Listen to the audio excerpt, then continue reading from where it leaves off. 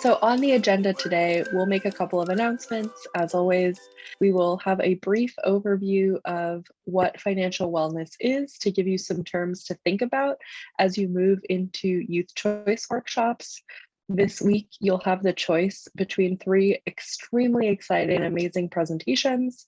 One is on credit, the good and the bad, with a representative from the University of Michigan Credit Union. One is on savings and budgeting with the Bank of Ann Arbor. And then our very own Sade and Jordan will lead us in a youth choice workshop on investment and retirement planning.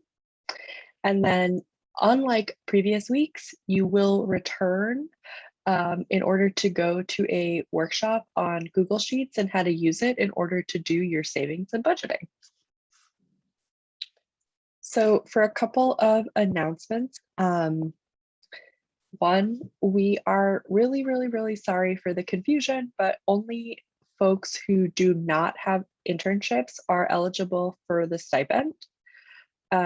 If you are someone eligible for the stipend, but you didn't receive the early $100 disbursement, you can still receive the full amount if you complete all the deliverables. So don't worry if you didn't get it. Just make sure that you get all your requirements in by the end of the summer. Complete the program requirements and you'll still receive the full thing at the end. Also want to note that next week there is no PD because of 4th of July, which is something you can see on our SummerWorks calendar that is now pinned to the top of the Google Classroom. So it's super easy to access as soon as you enter our classroom.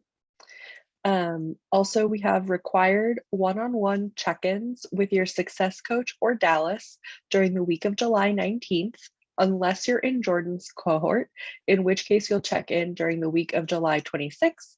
And this is also something noted on the calendar. So as always, reference your trusty calendar to keep up with dates, meeting links, and that sort of thing. And then finally, not to turn the tone too much, but this mentorship announcement is especially for people who have not yet responded to their mentors. The first meetings should have happened last week. We did get word that some of y'all have been to them, which is great, and they are going well, and y'all are meeting and figuring each other out, which is great to hear. Unfortunately, we do have several adults that have not yet replied to their mentors, and this is extremely concerning. If your mentor has reached out, please be sure to respond to them as soon as possible. All of the mentors in the program are volunteering their time to meet with you. They're not being compensated in any way, and they're doing this because they value the act of mentorship and sharing what they know with young professionals in the world. So it's really critical that you respect their time and their effort. If you are not responding to your mentor, a reminder that this reflects poorly on your own professionalism and may damage your ability to work with these people and the people that they know in the future. But also can really reflect poorly on this program overall and damages our ability to continue to recruit mentors in future summers. We have had mentors tell us that they don't want to participate anymore because they tried to reach out to y'all and you either haven't heard back or you've stood them up at meeting times that you have made with them. And that's just really unacceptable in a program that is about professional behavior. We do understand that things have been really crappy having to be on Zoom for a year now or a year and a half. That does suck, and we're hoping in future summers to be back in person, of course, but you signed a contract and you are here. And it's really important that you do your part to preserve our relationships with the mentors and to be your best professional self so that we can preserve the opportunity for SummerWorks for future participants. And on a lighter note, everyone should be sure to check out the How to Be a Successful Mentee document in the Google Classroom for some tips about how to make the most of your mentorship this summer. And finally, the Midsummer event is almost here, which is really exciting, but also hard to believe. It'll be on Wednesday, July 14th from 6 to 7:30 on Zoom. We'll play games and do fun activities with your mentors and employers. And so we look forward to seeing you there. Can you repeat that, Olivia? I missed the time. Oh, sure. Yep. It's from 6 to 7:30. It is also on the calendar. So I put up a brand new spanking version of the calendar on Google Classroom. It has the link to the Midsummer event on it. Okay, cool. So, thank you. Yep, no problem.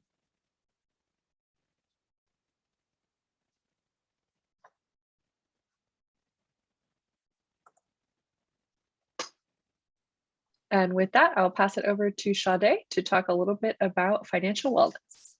Awesome. Thanks, Olivia. So hi, everyone. So as we get ready to dig into the meat of what we'll be talking about today, we'll be talking all things financial wellness. So before we really dig in, we wanted to talk a little bit about what financial wellness actually is. So when you think of financial wellness, it is having the skills and knowledge on financial matters to be able to confidently take effective action to best fulfill any individual goals that you might have, any family goals or community goals surrounding finances.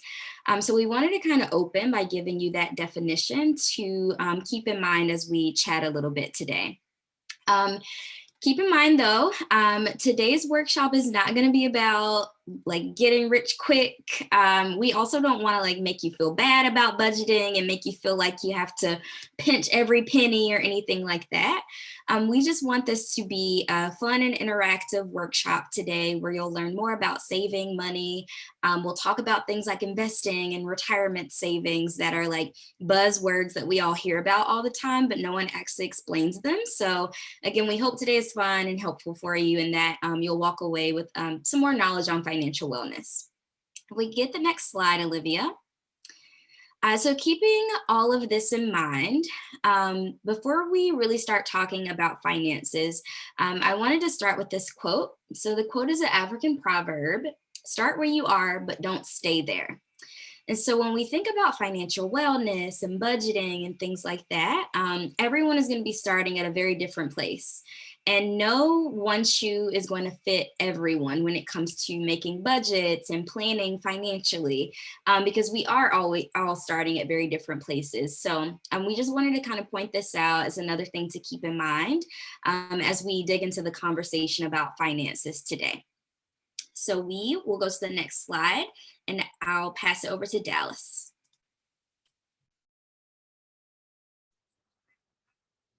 All right. Excuse me.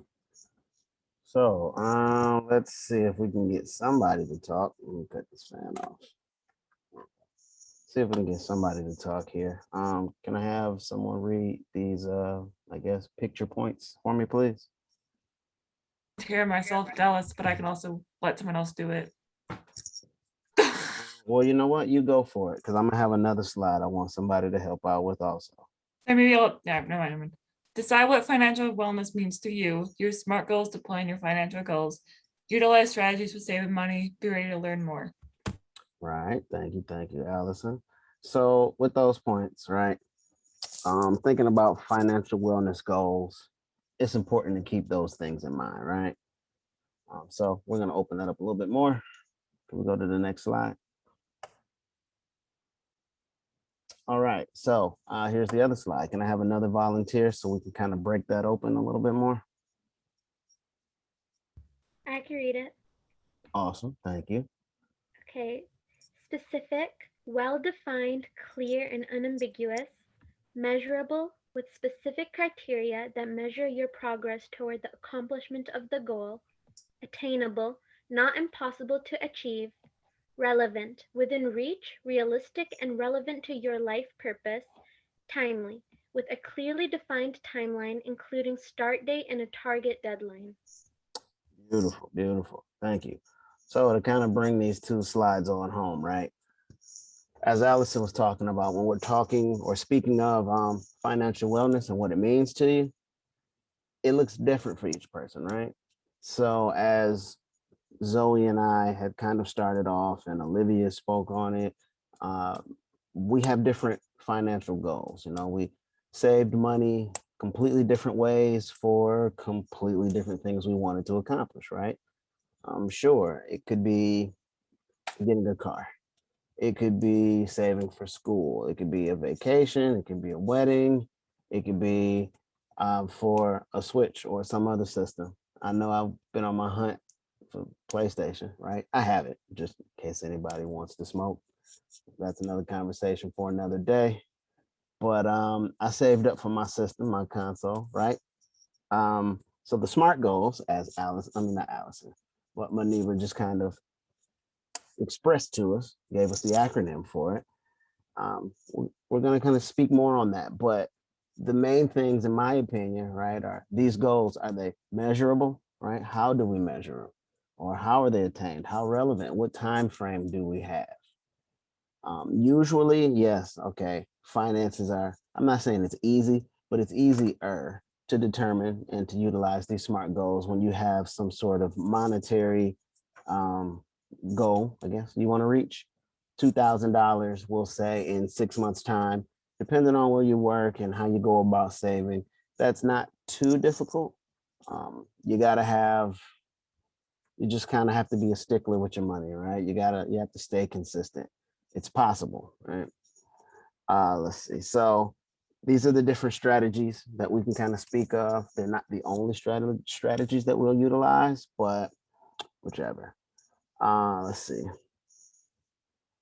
So as we kind of touch back bases on this acronym here, it'll help us. It'll be in our best interest as the S states, because I know I missed that part. It was intentional to be specific, right?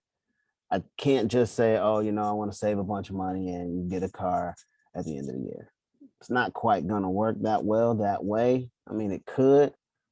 And when that time comes, maybe I'll just kind of take a stab in the dark and see what's going on with it. But it's much more beneficial that if I stay on task, if I make sure I follow these steps, if I make sure I keep with my plan, my strategy for saving, my income and everything else, it stays consistent so that I can continue to put money aside or wherever I'm going to place it for my goal.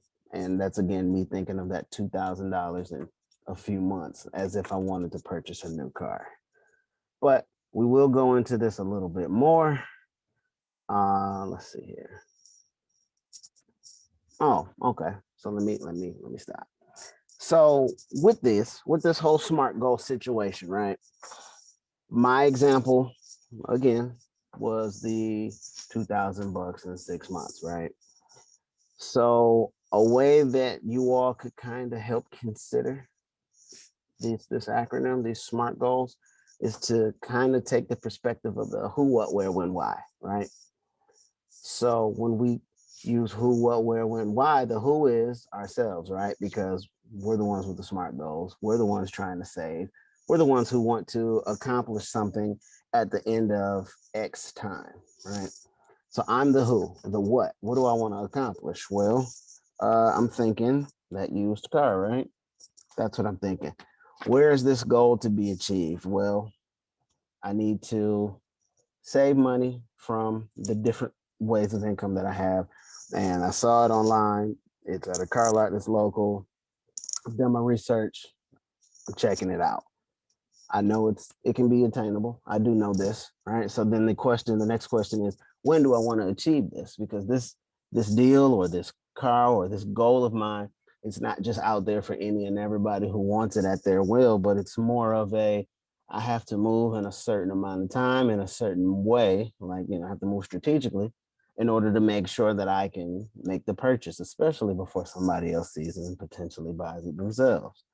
And then, of course, the why, just like everything else, everyone has a different reason. Maybe to move around, a little bit more independently, to get to and from work, to and from school, to drive to school. Because some of us, let's say, may go to school in Ohio, right? Just to kind of gain our independence, a vehicle would definitely be more beneficial, right?